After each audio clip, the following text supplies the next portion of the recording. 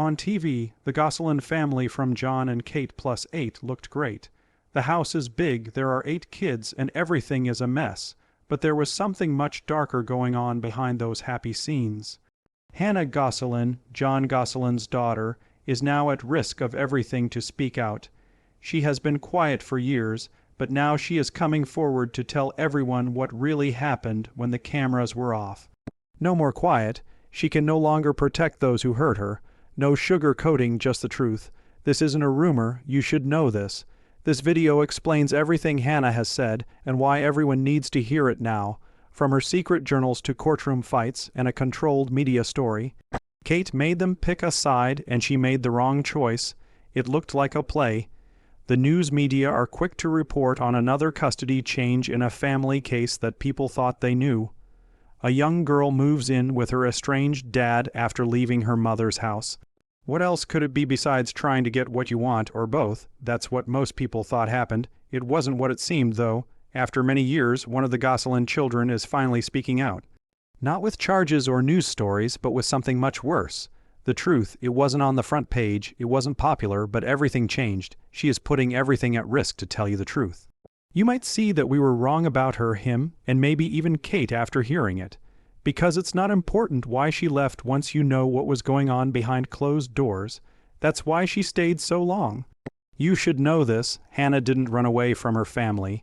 She got away from the part of it that was hurting her. She didn't run away. The only adult who wasn't yelling was the one she ran toward. You miss something worse than what you think. The show made it look like it was under control chaos. As the house fills up with 8 kids, the mom does her best, but Hannah Gosselin doesn't remember chaos. It's about power, so much power that she couldn't always even go to the bathroom. The camera wasn't ready and neither was she. Based on what had to be shot next, a full day could be split up into parts. Lunches were practiced, car rides were planned, and everyday tasks were set up like scenes from a show. There were times when feelings weren't just recorded, they were made up. Angry, please do it again so that we can record it. Not mad enough, do it again, but this time cry more. That wasn't a direction, it was a request. Life wasn't affecting the kids, they were having fun. You messed up the take if you couldn't deliver. The yelling then started. Not from a director, but from Kate.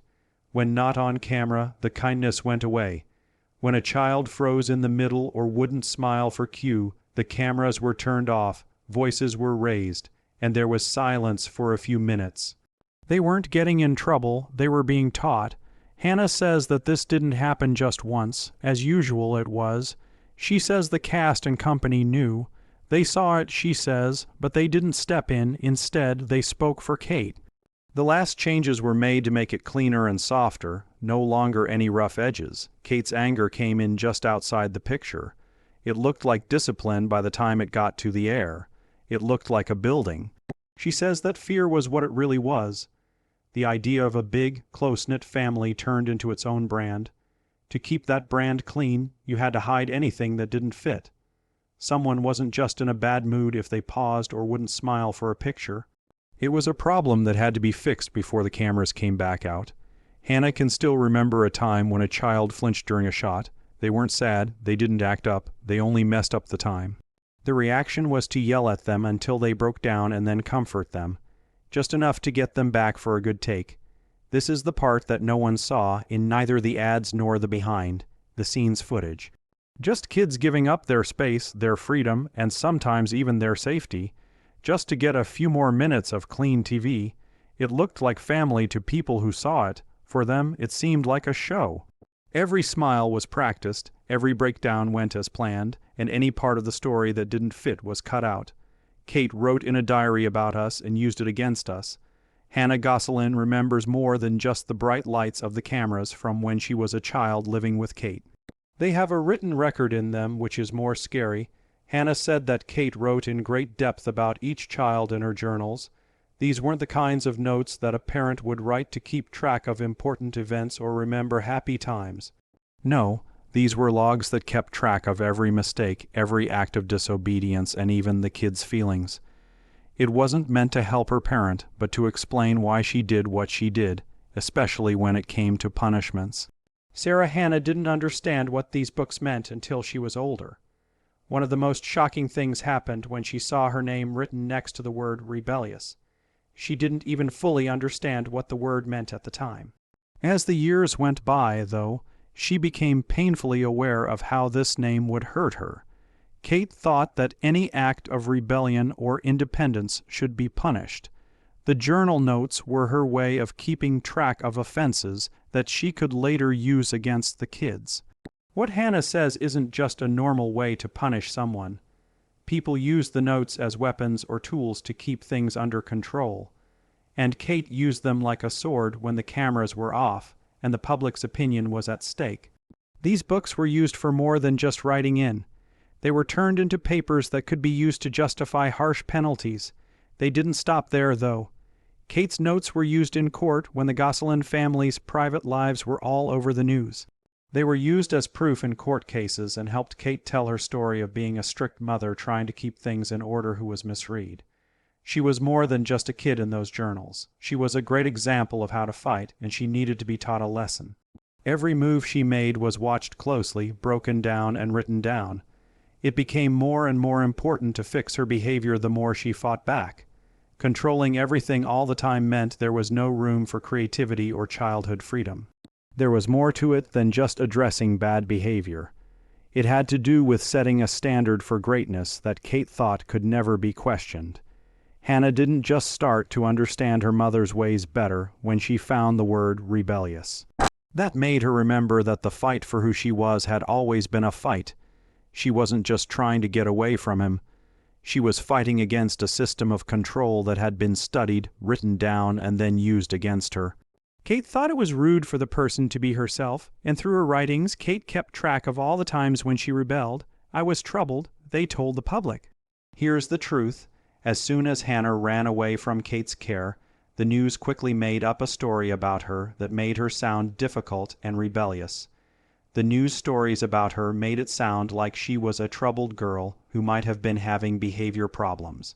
But Hannah said that this was just something the NA media made up to make her look bad. It wasn't true that there was a child who was causing trouble. It was just a story that was made up to fit a much bigger plan. Hannah says that when she moved in with Jon, the story changed from her looking for security to her being a child who couldn't be controlled. The press quickly called her a troubled teen. In fact, though, she didn't have a diagnosis or professional help. No therapy, no intervention. She was just sent away. She says that this story was put out there to try to explain why she left Kate's house, making it look like she was rebelling instead of desperately trying to find peace. The way Hannah was portrayed in the media as a difficult child was very different from how she really was. She had never had major behavior issues in the past, at least not the kind that would justify such a harsh term. The media often used unnamed sources and tabloid rumors to say that she was rebellious, but they never gave an expert evaluation or diagnosis. Labels like these were just ways for her to explain why she left a home where she felt trapped.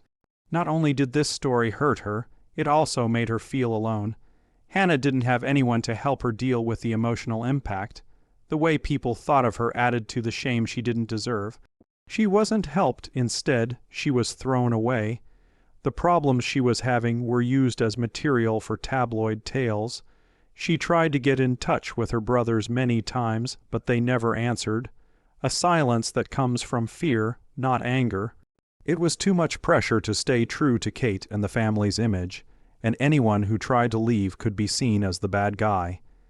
Hannah had to figure out her new life with Jon on her own because she didn't have any help, and the media made her look like she wasn't deserving of sympathy. She says the truth is easy to understand. She wasn't upset. She was easy to deal with. In a situation that had become unbearable, she was just trying to stay alive. The brothers who stayed can't say anything. She tried to get in touch with her brothers who were still living with their mother after she moved out. What she didn't find was space. There was no sound, silence for a long time, no more texts. Just one that said, "I can't talk about this. Please stop." That was it. No talk, no sharing of a story, just a shutdown. She now thinks that being quiet isn't normal, made in a factory. It's still clear to some of the siblings that they can't talk about family issues under any circumstances, thanks to official non-disclosure agreements, NDAS, or voice warnings. It is said that Kate's team has worked this way for years, using gag orders to hide information about the family. Even staff, babysitters, and friends couldn't speak out in public without facing legal threats. People didn't just stay scared behind closed doors. It was seen by everyone. There have been many awkward times with the Gosselin family over the years, but the Today Show interview with Kate and her 13-year-old twins Mai and Kara was one of the most revealing. The piece was meant to be a fun update on the family. It turned into a live show of power instead. When the girls didn't want to speak, Kate yelled, "Mai, your words. It's your chance. Spit it out." She then tried to make them look better by saying they were fine. But Mai, who looked uncomfortable, said that her mother had already told her everything. Even co-host Savannah Guthrie later said that the scene made her uncomfortable.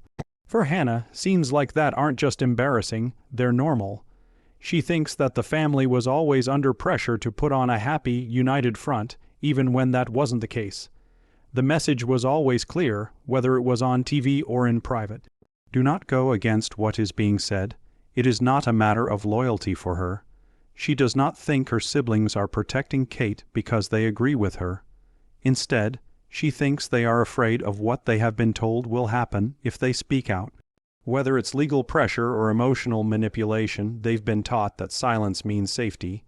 She also talks about how the family dynamic was used as a weapon. Kate kept careful records on each child's behavior, not only for court, but also to build a case against them in real time.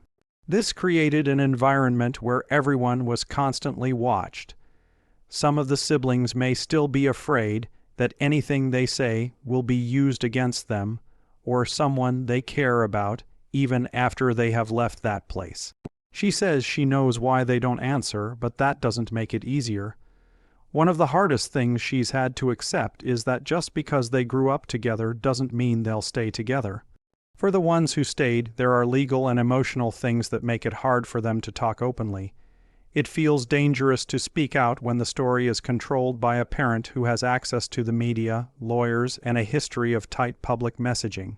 She doesn't blame them, she worries for them, and she hopes that one day the fear will go away and they'll remember they weren't alone in that house, that someone else went through it and made it through too.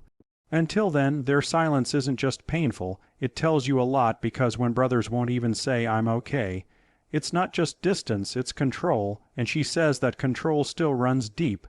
What my dad did right and what he wishes he did differently. She tells the truth about her father, Jon Gosselin, in a way that has only been done behind closed doors. They didn't say boring things or make excuses. Instead, he quietly admitted that he was wrong. He didn't try to change the past or put the blame on other people. He told her that he should have protected her and others sooner. He told her he stayed in the spotlight for too long because he thought he could handle the fame, the media chaos, and the custody battle. But it all got too much for him. He said he should have left earlier, taken the kids away, and turned off the cameras for good. But he was afraid of the court system, the public, and losing the little time he had left with his kids. Every day, he has to deal with the fact that he didn't fight as hard as he could have. She doesn't make him look like a hero, and he didn't always do the right thing. But he never lied to her about who he was or what happened. The world made their family a show, but Jon chose truth over appearance.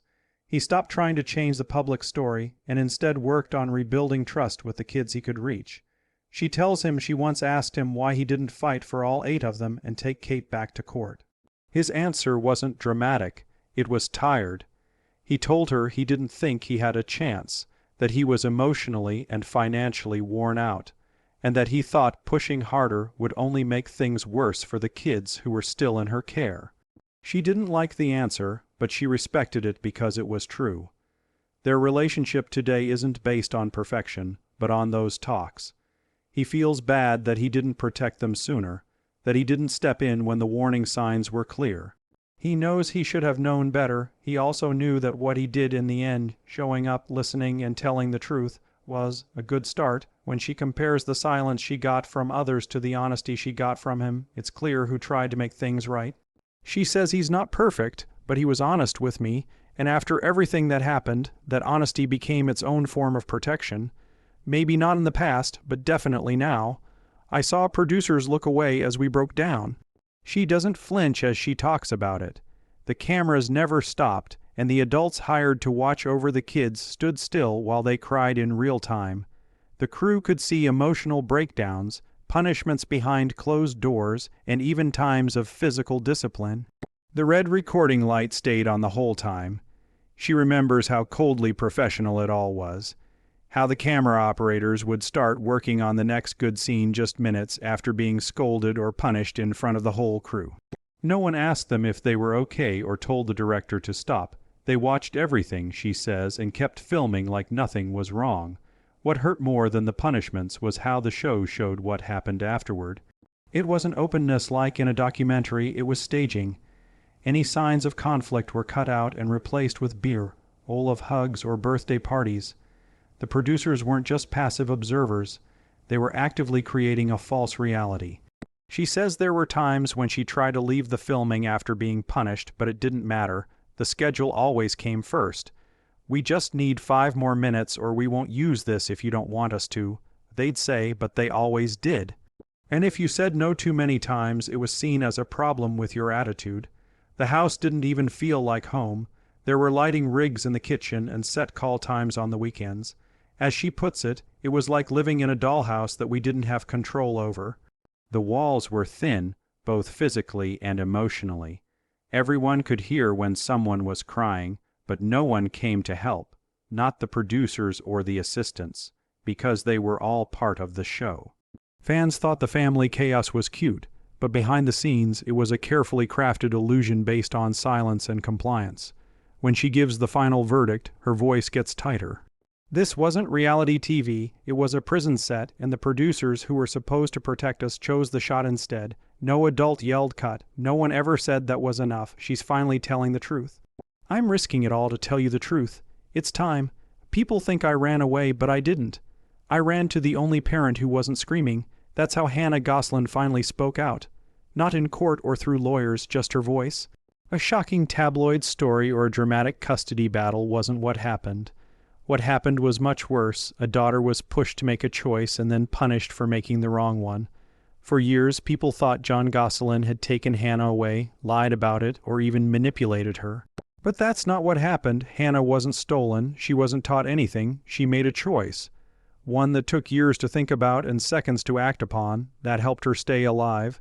At this point, it's clear that life in Kate's house wasn't just loud or busy. It was trained and fake.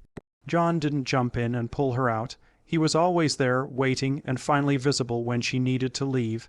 He wasn't the bad guy or the good guy. He was the only option that felt like it could breathe again.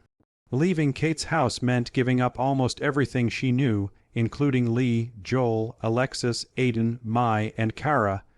Hannah grew up with 6 siblings all living under the same roof. By 2021, she and her brother Colin were living full-time with Jon. A judge made it official, but Jon says he hasn't talked to the other kids in years. His doors are open, but no one has come through. Hannah also has to deal with the peace she found and the price it cost. She doesn't blame her siblings and isn't trying to be a hero, but she does want to clear the air. She didn't ruin or break the family dynamic. She just stopped acting like it wasn't broken already.